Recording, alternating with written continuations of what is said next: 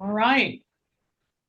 We'll go ahead and keep letting folks in as they join, but I'm going to go ahead and kick us off since we've got a tight agenda today. We try and keep these sessions short for folks. Um, and so welcome. This is our first advocacy session of the new 2026 year, and I am grateful for everybody who is logging on and excited that we've got some hopefully positive news to share today with everyone. So with that, I'm going to go ahead and kick us off. I'm sharing my screen. This presentation will be available on the OFTA website after this, as well as the recording. So our agenda today, or excuse me, let me just kick off for a minute. I didn't even introduce myself. I'm Danielle Ezell, and I'm the Executive Director of the Oklahomans for the Arts. I think most people on the call are familiar with us, but for those of you who may not be, OFTA is your voice at our state capitol. We are a nonpartisan statewide nonprofit working to advance the arts in Oklahoma. We're focused on representing artists, arts educators, policymakers, arts nonprofits in the state. And we are at the Capitol and working in multiple ways to protect and increase the public funding for the arts and arts education, as well as to promote policies that support the arts. So that's just a little bit about us. Today, I'm going to give a brief federal update with some good news. We're going to talk about a little bit about important legislative dates this spring to be aware of. We're going to look at bills that we're currently tracking. Amber Sharples with the Arts Council is going to talk to us a little bit about state arts funding and what we may see this spring. And then we'll have a few slides about various ways to get involved, and in particular, our Arts Day on April the 30th. So with that, a quick federal update. So the fiscal year 2026 appropriations, that process started last July, but in January, on the 8th and then on the 12th, the House and Senate agreed to allocate $207 million to each the NEA and NEH. That gives those organizations and maintains flat funding as it was from the previous year. That avoids potential cuts, which was what we had feared several months ago, and that many of you thankfully wrote letters to our elected officials asking them not to cut those agencies. Today, we are waiting on that bill to be passed by the Senate and then signed by the president.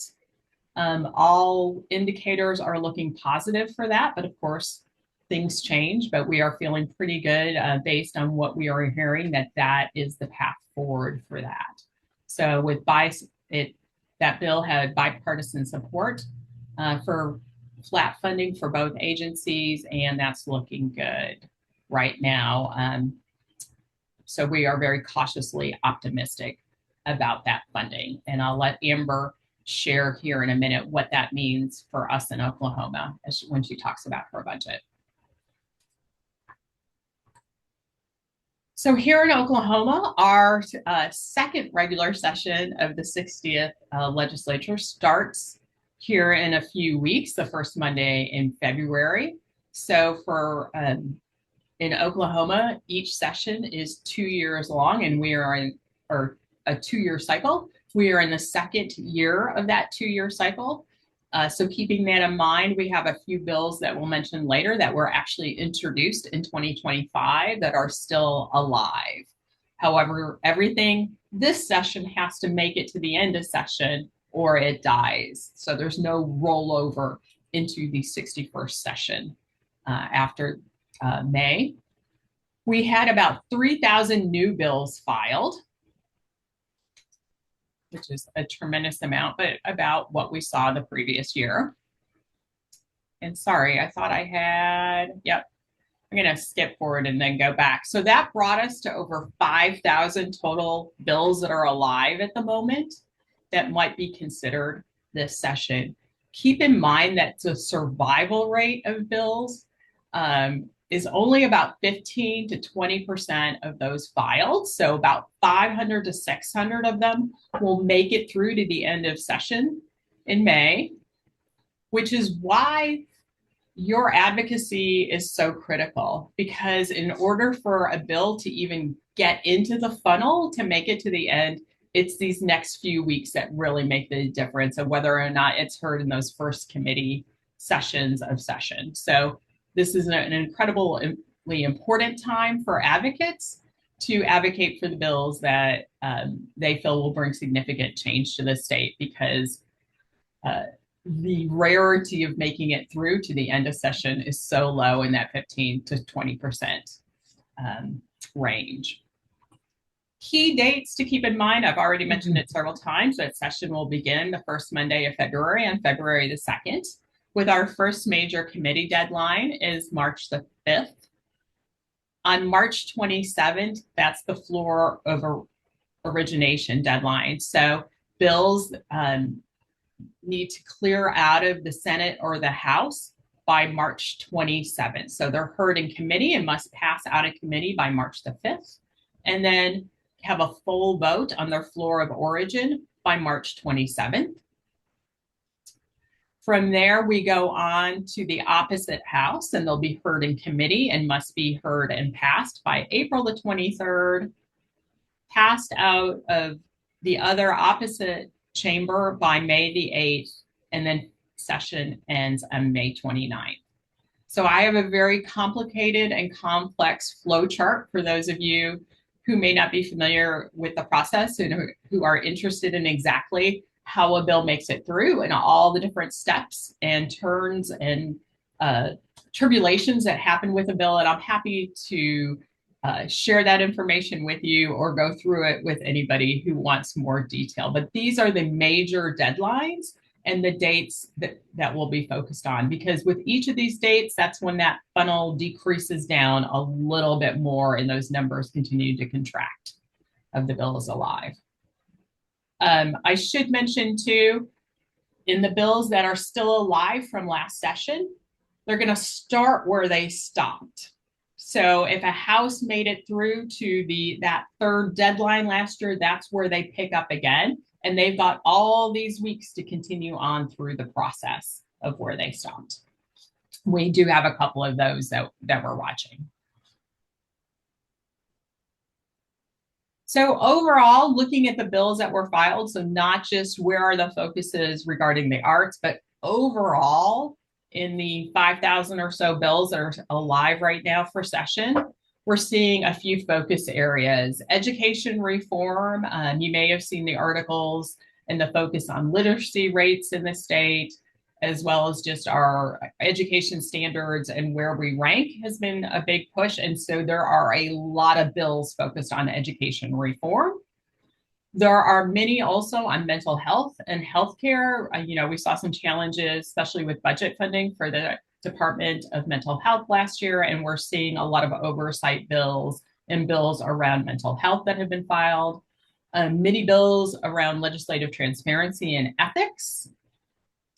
And then, of course, the budget, the governor has proposed a 0.5% state income tax reduction, as he has the prior years, in hopes of putting us on a path to zero income tax. So we're seeing some bills around that. So those are broadly the areas of focus and the direction of what we may see as far as legislation and being talked about and worked on this session. Some of the bills that we are tracking, I'm going to go through these, and I cannot emphasize enough and repeatedly, these are bills that we are currently watching, but OFTA has not taken a stance on yet. So next week, our executive committee will be meeting to go through a list of bills and possibly taking a stance on them. At this time, these ones that I'm sharing with you are ones that caught my attention or that were shared with me by other advocates. So I'm going to bring them to you today with that caveat of we are not officially opposing or supporting any of these at this point. We do need to go through them, and understanding too, of course, at any point language changes and you might change your stance on a bill, but these are the ones that have caught my attention as we've gone through that I thought would be of interest to you as well. And again, I'm going to go through these quickly and we'll have a list for you. So kicking off in areas related to arts, culture, and the creative economy, here are a few that caught my attention and radar, and you may have others that you can put in the chat or share with us that we can track and take a look at. So House Bill 3147 creates the Route 66 Centennial Specialty License Plate. This is kind of a cool one that would give us an option as for our vehicles to buy license plates that commemorate Route 66. House Bill 4476 by Representative Deck. This creates a community music and infrastructure program through the Department of Commerce and the Film and Music Office. So kind of an interesting concept that I think would certainly be a nice addition to community programming around art and music. So we'll see where that one goes. House Bill 3174 by Nick Archer.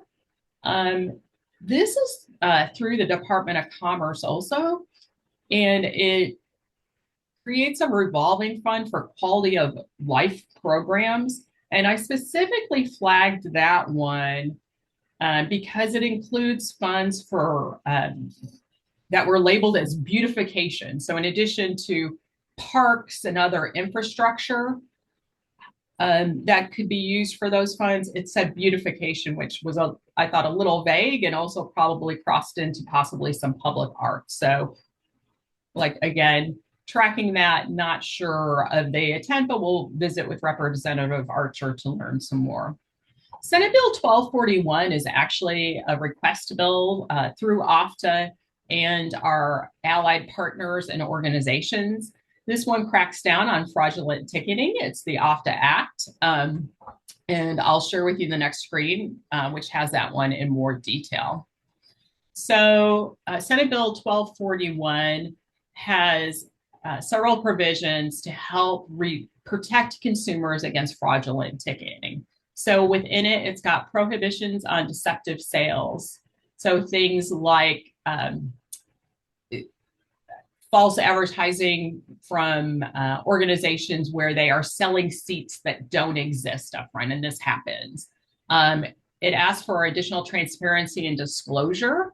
So are the fees up front in the buying process, or do they all show up at the end? It's got some refund requirements in there, some protections for venue and artist rights, pre-sale protections, again, trying to avoid some of the speculative sales that we've seen in the past, resale caps, and there is an exclusion in here that does not apply to sports, and then prohibiting some deceptive practices that we've seen before, like the false websites that may look like the Civic Center's ticketing website, but it's not the Civic Center. So I've got a fact sheet on this for those interested in this bill, and you'll be hearing a lot more from OFTA on it. And we are currently working on our list of coalition partners. If you'd like to sign on in support of this bill, I'm happy to send you some additional information. Just drop your information into the chat and I will get that to you. Moving on, so education related bills, and there are a lot of these. Ones that caught our attention included House Bill 4070. That created funds to pay teachers who voluntarily took on extracurricular after school activities, including those supporting the arts. So it would provide some compensation for those teachers in the after school programs. Senate Bill 1725 by Daniels strengthens campus free speech protections. That one we definitely need to research a little more because there's a lot in it around free speech on campuses, and I'm not sure how it might or might not influence public performances from arts organizations and so on. So a little more research needs to be done on that one. Senate Bill 1250 by Hamilton requires school districts and charter schools to submit a comprehensive list of library materials.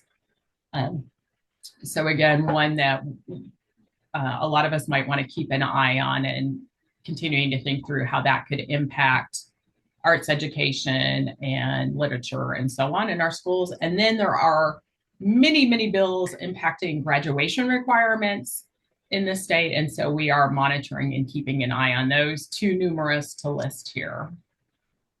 Nonprofit policy, there were several bills that would impact the sales tax exemptions for nonprofits. SB 44 is a carryover from last year.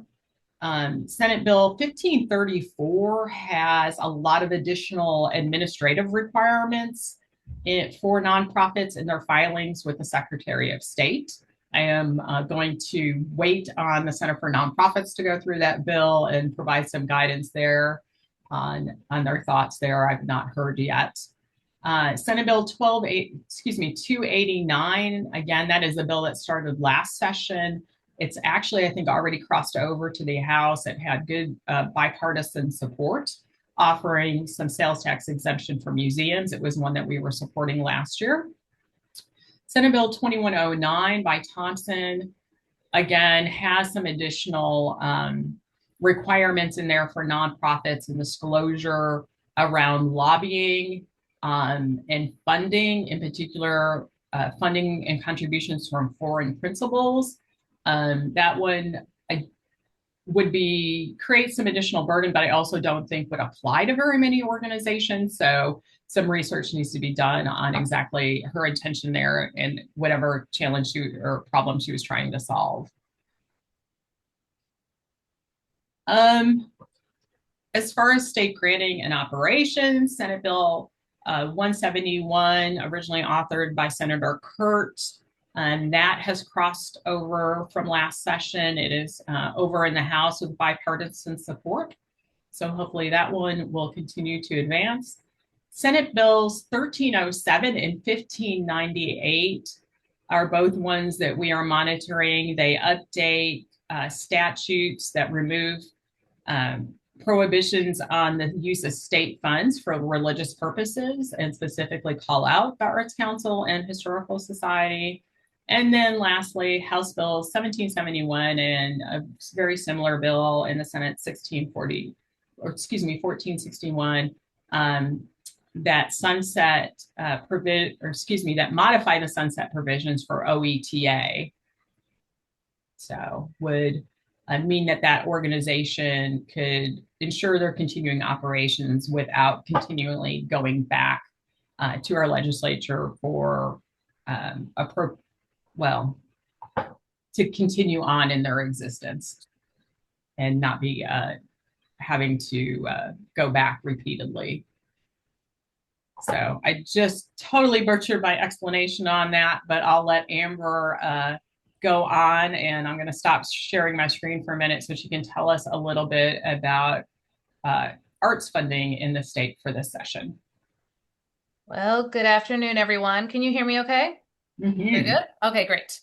So like Danielle mentioned, we were closely following the federal funding landscape as with the president's federal fiscal 26, which would impact our 27 year, came out with a recommendation to eliminate full funding for the National Endowment for the Arts and the National Endowment for the Humanities. As Danielle reported, the result has been an overwhelming support in Congress for the two federal agencies for arts and humanities. And I'm just thrilled that we saw a great step, not a final, but definitely an encouraging step that the U.S. House of Representatives approved level funding at $207 million individually for both the NEA and the NEH. So I'm just going to put out special kudos to Oklahoma's federal delegation. Congressman Cole, who's the appropriations chair, really led that effort. So I think Oklahomans need to that has had a huge imprint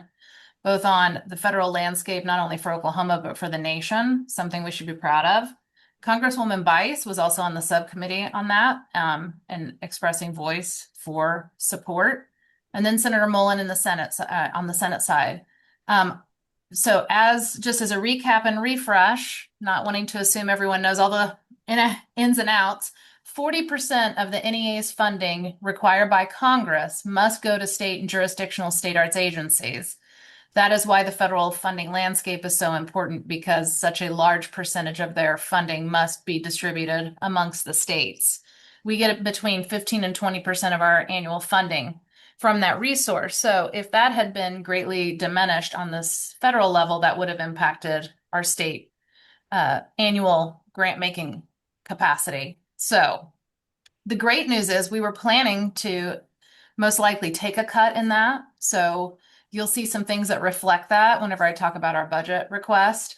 On the state funding, the latest budget breakdown from the Board of Equalization from OMES and the State Tax Commission in December shows that the state for the next fiscal year, starting July 1, for fiscal year 2027, that the total expenditure authority is around $12 billion. This is the money that OMES and the Tax Commission estimate that lawmakers can appropriate, and that's the fixed number that the state uses in order to build the budget moving this legislative session. It does include recurring revenues, certified federal funds, and unspent general revenue surplus and available cash. But note, it's down nearly 700 million from last year. So that's something, just understanding the landscape, is that the legislature is going to have a net amount of less money to appropriate, which means that the budget conversation is going to be difficult this year. It's a lot of things that were recurring will probably have more difficulty in getting flat funding. So as far as the Oklahoma Arts Council's fiscal year 2027 budget request, we are requesting $5.3 million. This is a $1.4 million increase. And our increases are the following. We had built, because we started to shape our fiscal year budget request last September, when the landscape looked very different, we included up to our full amount of our federal funds, which is just a little bit over $1 million. That's because whenever the earlier conversations were taking place, we didn't know if full elimination was really something that might come to fruition, and or we might see partial loss of our federal funds. So we gave the legislature the worst case scenario as part of our budget request. So it was kind of contingent on federal funding. We're also requesting a new expense, which I think I've mentioned a couple of times in the past. The state is renovating a state-owned building, the Jim Thorpe building, the original state employee building across the street from the state capitol, which has been the longtime headquarters of the Oklahoma Arts Council. We physically moved out of that building a couple of years ago for the renovation, but upon our return to our headquarters, we have a new expense of $172,575 to pay annually in rent. So these are funds that we have not historically had appropriations for, but it will be an expenditure we must plan for moving forward. So that is a recurring increase we're asking to be covered by the legislature starting next fiscal year. We're also requesting one-time funding in the amount of $97,425. And this is for one-time furnishing and moving related costs to return to our home headquarters. There are some furnishing requirements from the state in terms of the equipment that we must use returning to Jim Thorpe, which has not been a requirement previously. But we see these as one-time expenditures only. But in order to not cut into grants and services, we're asking for the one-time funds from the legislature to cover those costs.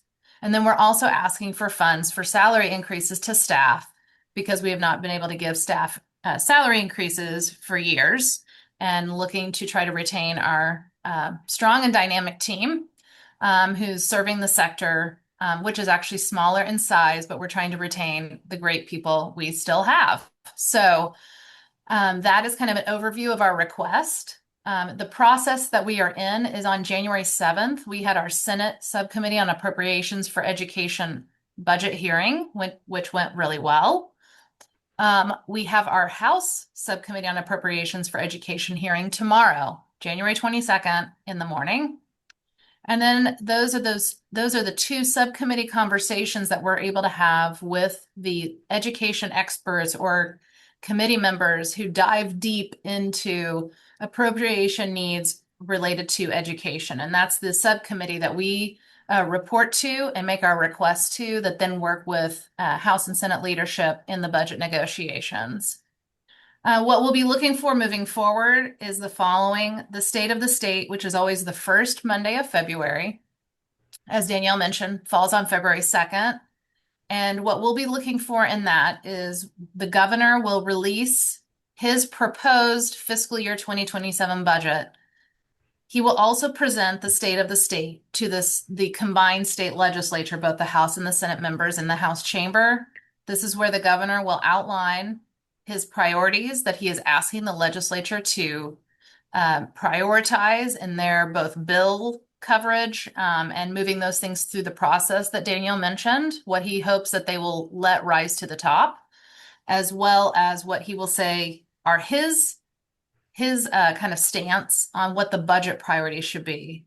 I want to say that the governor's state of the state historically has included flat funding for us. It's included cuts. It's even included zeroing out our funding. And what I will say is the governor's state of the state is a starting place of negotiation with the legislature. The legislature holds the power of the purse. The legislature is the one that develops and really presents the budget investment across state agencies and state goals through the next 4 months. They negotiate with the governor, and the governor must sign or veto their budget bills, but it's really the legislature. So if the governor does come out with something that might look or appear drastic or draconian, not to not be alarmed, but don't think it is the end of the conversation. It's just the beginning. The next thing I will just point out is that this is the last year of Governor Stitt's second term. And so in this kind of timeline of a gubernatorial leadership and administration, this is one of the ones where in the last couple of years of the governor's second term, typically the legislature really showcases their goals more than taking into consideration a lot of times what the governor's priorities might be, because the governor is coming to a conclusion in their second term and is not able to be reelected. They may be aligned on some areas of policy or budget investment, but they might not necessarily align hand in hand. So this will be a very interesting, since it is an election year, including statewide offices, including the gubernatorial seat, and all of the lieutenant governor and all of the statewide officials. It will be one where there will be probably a focus on high visibility.